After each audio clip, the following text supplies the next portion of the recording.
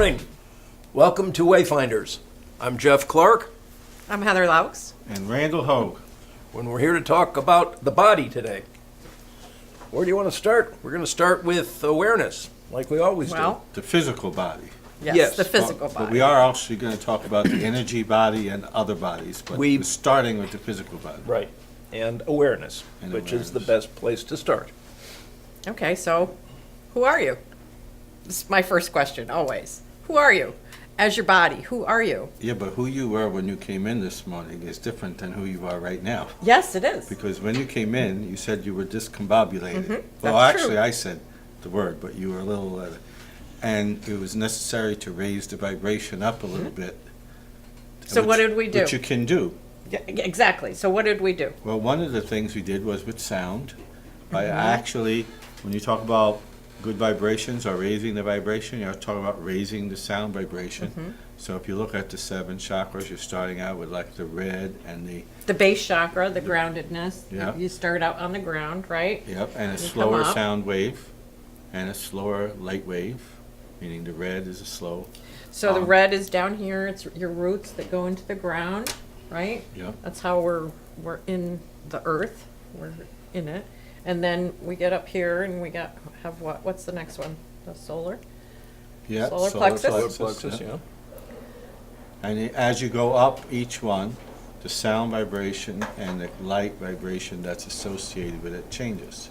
And the higher up you go, through the heart chakra and into the neck and on into the head and so on, the higher the vibration, the lighter you're going to feel, for one thing. Yeah, sort of like a rainbow effect, right? Yeah. Yes. Stacked colors. And you could literally change the way you feel by going through the sound. And you guys And the did. vibration. You helped me do that. And the whole world, and especially we're talking about the human body here, is made up more of space and vibration than it is by actual particles. There's a lot, your whole atomic structure is the vibration of those. Yeah, atomic there's a lot pieces. going on in here Yeah, isn't there? that We never even know about. no idea what's really happening. Yeah, yeah, our innate nature. And then in order to get into the next part, we're going to talk about the body scan, right? In order to get into that, we're first going to have to refocus so that we're not living more or less in the outside external world. We're internalizing enough to get in touch with our vibrations so you can actually do a scan. that Get you- inside your body, yeah. Yeah, that you can then, find the different. So tell us about body scans. Well, body scanning is more about asking yourself, or really paying attention to where your pieces of your body are. You know, your systems, your vibration, your mood, and I think it starts with the mind. So yeah, we're talking about the body, but it starts with the mind, and then we have the emotion, and then we have the physical part of it. So this morning I was discombobulated because of my mind, I got up late. I was late for all the things before this. So of course I'm late for this, and I don't like that. It's out of my comfort zone when I'm not on time. So And that's all in your own mind, because in it's all reality, absolutely. when you wake up is We're when all- you wake up. Exactly. But when you say, I'm late, you're starting to now think about what other people might think. Uh-huh. The What if world I didn't show up- change. No, not at all. No, yeah. Not at You all. didn't disrupt any time. Nope. No any time continuums. Nope. Yeah. And I that's didn't. very important in our thinking. We'll talk about the body scan again. And you say, how can you move your awareness inside through your physical body to sort of scan different parts and see what kind of shape you're in different places? And a lot of people, may not understand that concept. By listening. Well, I'll give you an example of something. Beautiful. If I go like this, the awareness on my hand is very good right now. Yeah, I would imagine Okay. it is. So You felt that, huh? you can mentally Yeah. move your awareness, or even if you don't, sometimes it happens on its own, to any part of the body. So even without doing that, Yes. I could increase the awareness in this hand or that hand or this foot or whatever. So now you can move your awareness throughout your physical body, and tell us what that does for you. Do you know you can extend that as well? Say ahead. more. There's- Say more, Jeff. It's the rubber hand experiment.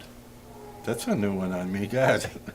If somebody takes a rubber hand, a fake hand, Yeah. not one of those fake things with the blood and everything else coming, just a fake hand, and places it on the table, and I hide Your hand. this hand. After a while, my mind starts to identify with that, and if somebody comes along and uses a feather on it or something, I will create this sensation in my mind. And if somebody Nice. comes along with a hammer and whacks it, I'll flinch. It's just, your body just can, your mind can I reach think you're out to talking that. about intention. Yeah, because you're making a connection. Yeah. Yeah. Even though it's an illusion, Right? you're still mentally making it, because that's a familiar thing here. Yeah. Might be my hand, because I can't see my other hand. But there's a So- hand there. You're using your senses. Interesting experiment.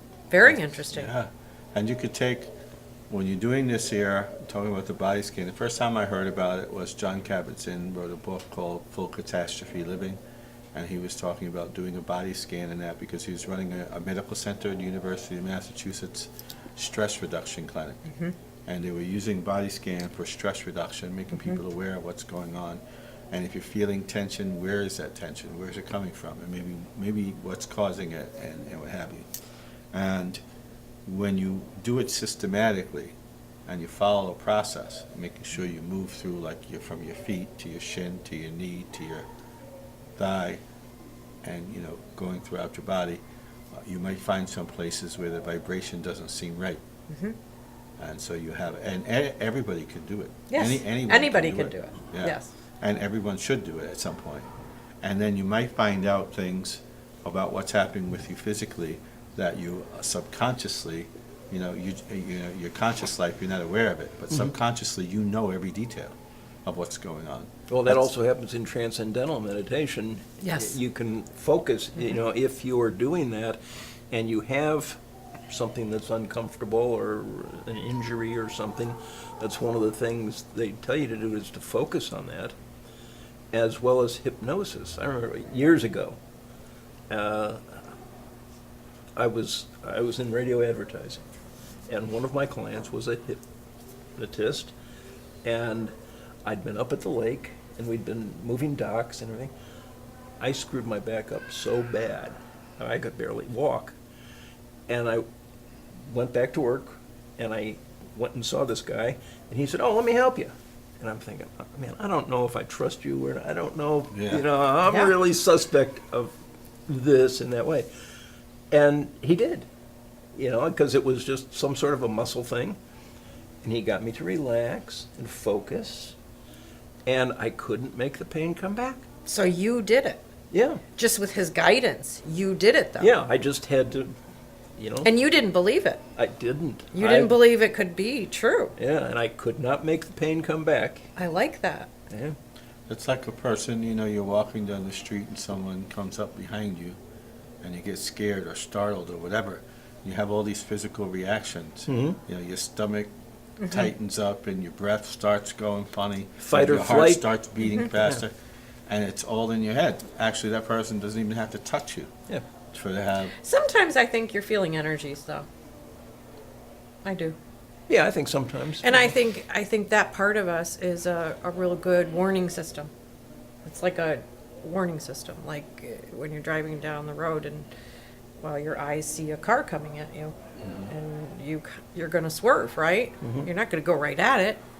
Yeah, or you're walking through, when we lived in Wichita, they have a great zoo there. And, it's done appropriately, and there's nothing dangerous, but, you're going through these areas where there are fruit bats and different animals, and, it's all jungle type stuff. And your senses Yes. kick in because you're saying, okay, I know there's no jaguars or lions or anything that's going to jump out at me, but At least you don't think there is. yeah, You hope there isn't. There's another thing. We've been taught to be afraid of Mother Nature. we've been taught to be afraid of going outside. And she's a great healer of Yeah. us. And I know people that are afraid of being outside. Well, there could be bad stuff out there. Of course. So I better stay here. How do we deal with the turmoil and trouble we are faced with every day? How do we find the personal strength to move our lives forward against the many headwinds that seem to conspire against us? It isn't a secret, it's simply a journey. And that's life. Our goal is to help you map out your personal path to a complete concept of who you are and want to be. The thing is, this project requires money. We can't do it without help. So we're going to reward your support with access to a variety of sources and provide discounts on programs. Go to www.communitymediaservice.com and send us $20 to make the initial friend list, or give $50 and you'll be placed on the special friend list for ongoing benefits. Help us make this happen. Help yourself, help others. Join us on this special project. Go to www.communitymediaservice.com and click your choice, either $20 or $50, and stay tuned for more. The self-care part of, body scanning and awareness, and the self-care part is that someone should probably in the morning, would be best, at least for me anyway, and get in tune with where you are, check what your vibration is, see if you can raise that vibration a little bit, and then maybe do the body scan, and you can do that in just a couple minutes. And it's just a form of meditation, and go through all the various parts of your body and see if there's everything is okay and everything is fine, and it can give you a sense of sort of self-confidence in the end. You got confidence in the fact that everything is okay. You If it's shouldn't not, be afraid of it. to pay attention to it and find your tools, your medicine bag, Yeah. your tools to put yourself back in order, Yeah. back in harmony, back in balance. So let's say you take someone who finds out that they have a lot of tension, they do the body scan, and they find out they have a lot of tension in their shoulders and their upper back. Now that correlates a lot of times to things that are going on in their life. They're carrying a lot of burdens. They're worried about money or whatever. So the body scan could lead to a lot of self-improvement. First being aware of it, how do you find it, and then what does that mean? If you have it, for example, they say that people store a lot of anger in their legs, and that's why bicyclists are never angry people, because they're always working out those. The thing, it happens to be true though. There's a certain amount of relationships, that go in there, and there are direct connections. So you find it out in your scanning. So part of the self-care, do the scan, find out where you are vibrationally, and then take a look and go through your whole system and see where that brings you. So that brings us up to Heather's favorite subject, which is water. She loves water. I do love good water. stuff. I do love water because when I woke up that one day and I found myself with pills in my hand, and I'd come off of a year of agony with, being not able to move from neck to toes. And I just remembered I was 70% water. I was like, oh my God, if I get some good water in me, I'll be that much better, because I couldn't work on 100%. I was 99% not here. I was almost dead. And it just was such a huge percentage of me, of everybody. We're 70% water. You get good water in you with the minerals and the things that you need. You can work on the other 30%, 25%. That was doable for me. But to go at it, having my whole 100% of me not okay, Yeah. it was just overwhelming to me. So that's why I go to water. I just remember water, and I'm 75% water. All right, hallelujah. Thank you, God. So thank you. From a practical standpoint, they say that most everybody, takes in about half as much water as they should. And that's part of the American diet, part of the way we have all these artificial, drinks and all these other things. Some of these things are not really good at hydration, but the numbers are apparently that most people. So what means first is be aware of how much your intake is Rule and of how thumb. much you should have. Yeah, rule of thumb is half your body weight. So if I weigh 200 pounds, which I don't anymore, thank you, God. Thank you. I did, though. I weighed 222 pounds at the end of that year of agony. I'll just call So it. half your body weight Half translates. my body weight in ounces of good water. So then So good water half is, 200 is 100. right, and that would 100 be ounces. Ounces. 100 ounces of good water. That's Half your body that's weight like in ounces. 5 or 6 bottles Yeah, a day. yeah, I would say that. And I think most people are shocked when they find out they should be drinking that much. Yes. And then the next thing as Heather likes to say is, what is the quality of the water that you're drinking? Right. Take a good look at what you're drinking. At my house, for example, where we live, the water supply is tainted with a lot of calcium and a lot of other things. And every once in a while, you have to rework the plumbing because it gets clogged up with all kinds of mineral deposits. Mm-hmm. And, if that was your main source of water, could become an issue. Yeah, what are you putting in your body?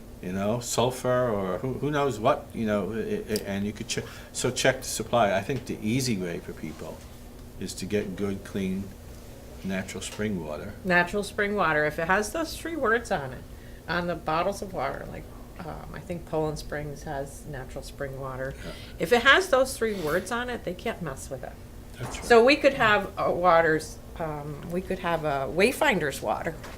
Hey, We could make a bottle and get water from anywhere, and it would be ours. We could do anything we wanted to. So Sure. it's not regulated. But But- natural spring water, when it says those 3 things, a It has long to be. time ago, this is like 30, yeah, I don't know, 20, 35 years ago, we moved to Princeton, New Jersey.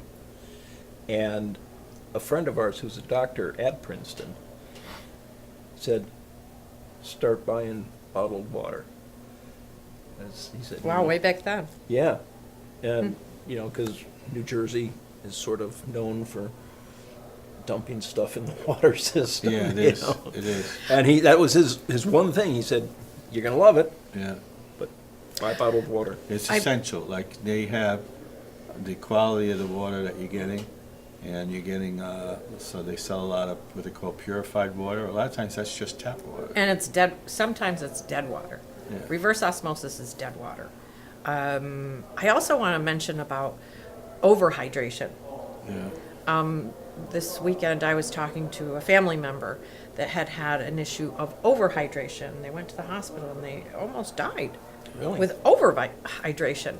And I thought about that and I said, all right, so salt. So salt and water are extremely important for our bodies. What happens when you go into the hospital? They give you a saline solution, correct? So what I do is I have pink Himalayan salt, and this person said they didn't care what color it was. And I said, well, because they were restricted on their sodium. They had a heart issue, valve issue, high blood pressure, on medication. So she had a limit on her sodium, 1,000 milligrams of sodium. So I thought to myself, now, if I had a limitation on anything, whether it be air or water, salt, whatever it is, I want to have the best that I can have for that. So I'm going to research salts and say, okay, if I can only have 1,000 milligrams, I want the best one. I want the one that has minerals. I want the one that has all kinds, the best that I can get. And that's what I do about everything. Okay. I want the So how best much- water I can get. How much is overhydration as a number? It depends on the person, see? She was overhydrating herself, but I don't know if she was counting, and I don't know if she does salt, because she's limited on her so salt. if people count it, first they're gonna find out most people are underhydrated, or they don't get enough water. Oh, here's a test. But some All right. people, So, How am I doing today? better, Yeah. but you're still, do you see how slow, Yeah. how much slower it was? Yeah, you need more water than he does. You're you've been underhydrated more drinking than my he water. does. Well, I got We only got a few minutes left, so I wanna go on, because you gotta go to sleep responsibility. right? Okay, so Sleep and responsibility. the responsibility part is I want to know how much of your health is your responsibility. How much is yours? All of it. Pretty much all of it. I mean, there are things that can happen that are not, are beyond. But pretty much you feel that it's all of it. How about you? That's Percentage? all of it. 100%. 100%. Right? Yeah, I don't think it's Okay. 100%, but I think it's, Well, even it's if- way up there. It's like like- 80, 85%. I mean, something. Who else's responsibility is it then? Well, there are just things that you're born with. You know, they're inherited. That's still yours. That's still yours to accommodate, Well, right? If you were born with a heart murmur, Yeah, you would have to deal with that, right? Whose responsibility is that? yeah, no. Yours or your that's- doctor's? No, it's yours. Okay. Yes, that's yours. Okay. Absolutely. And Perfect. not only that, all of it is your responsibility from the point of view of if a dog runs up and bites you like it happened to me, Yeah, how I deal with that Yes. and what I do about that is up to me. right. Yes. Okay? I'm not giving any responsibility over to the dog because he's just being a dog. But in terms of, we also want to talk about sleep.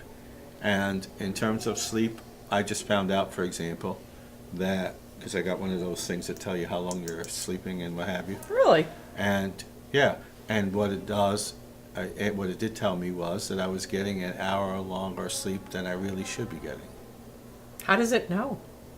Well, probably because you're not moving for so many hours. I know, but how does it know that that's too much for you? Oh, no, I no, think everybody's. No, I look it up and say, I mean, it's my own judgment, like you say, your own responsibility. I look it up and say, well, I really think I want to be doing around this amount. All I'm saying here is that this tells you how much you are doing. Then you get to decide, is it's enough or more, too much or whatever. So there's another place where you could ask yourself, or you could do the body test, or you could do the fingers. Well, Yeah. we're gonna have that on another. We're gonna show that in here. And Has- how much sleep for each one of us It's different. might be a little different. Yeah. For all of us. And some people need more or less. I mean, if you have to tweet all night long like some people do, then they get very little sleep. Right. And they're used to it. Well, one thing, I have sleep apnea, and I went and did a sleep test because I was having some health issues. And the doctor said, "Oh, you're going to go do this." I said, "Okay, it's a waste of time, but okay." And when they came back with the results, I said, "You're kidding! I was holding my breath. You know, out of every minute, I was I was not breathing for about 30 or 40 seconds, all night long." So being aware is very important and then what you do about it. But we should also try to have, so when people go to the website, they'll be able to get an idea where they can get more information about sleep. Yeah. Does anyone have something they want to recommend as far as, we could put a link up there for them to go and learn more about? I have a link that you can go learn about sleep from the Institute of Sleep and Circadian Rhythms Okay, good. from England. So that I will- we'll put that up there because we have to move on. Good. We I got- also want to say that it is sleep when you're horizontal and sleeping is the only time in a 24-hour period that your body repairs itself, that your mind files everything. Yes. It's the only time. It's very important. So sleeping is extremely important. So now we have training, movement, and habits. I think we would talk about, We did talk That's about practicing movement, exercise. intentional. yeah. Yes. And then, again, it has to do with knowing what it is you're doing already. Where are you on that scale? Mm-hmm. Are you moving enough? Are you doing, that? And what are your habits? And And what do can you have to change? You can change your habits. It's very important people to be aware of the fact that they can train themselves to have a different pattern, Yes. different habit. Yes. And one of them I was reading about recently was a guy who was getting up every day at like 3 o'clock in the morning, and he said, it was a routine. And it was Mhm. something that was waking him up at 3 o'clock in the morning every day. And what he would normally do is he would fight to go back to sleep. He'd struggle and everything else to get back. Because I'm supposed to be asleep right now. I'm not supposed to be awake, that kind of thing. And then he changed it where he trained himself to put his feet down on the floor. And once he's sitting up with his feet on the floor, I got to go somewhere and do something, like whatever it is, some kind of busy work. But then he changed his habits. That's the thing. So you can change your habits. You need to change your habits, but first be aware of them. Well, and then you that, can that start. moves into the self-care plan, which is the final phase of what we need to talk about today. And, again, awareness, and then intentionally doing something that's positive to help yourself. And asking your innate wisdom, we talked about at the beginning, our body works all by itself, really, most of the time. Well, not mine. I have to No. use a stupid CPAP machine, Well, but I do it. there Yeah. can be changes to that too. I have known of many people that have got off of that. Yeah, And we well. can talk about that off the camera. Okay, but it's one of those things where I'd rather not do it. Of course. Yeah. But the consequences of not doing it. My father-in-law had that, and he would, after those 35 seconds, we'd be like watching him. Yeah. And after the 35 seconds, he'd go, and he would take a breath, and it would be like, oh boy, Yeah. it was kind of scary. So Yeah. nerve-wracking. Yeah, very Yeah. nerve-wracking. But now that you mentioned it, you can go further into it.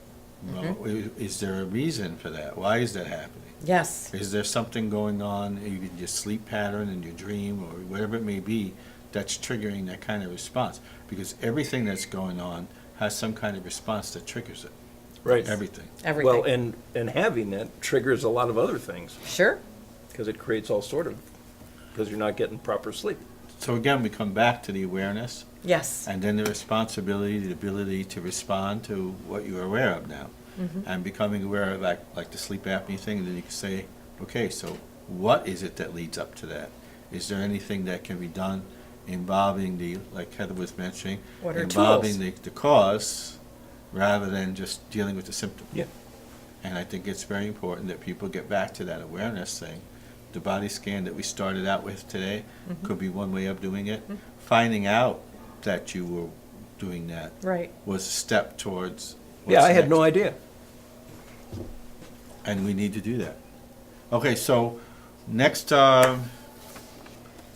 week, we're going to be talking about which subject, do you recall? Emotions. Emotions. And in the emotion section, again, we're going to go into each one a little bit more in depth. Yep. We'll go around the cycle, and we'll also put up links for people to be able to follow it. Yep. So I want to thank everybody for joining us over here. Have a great week, and we'll see you later. Be well.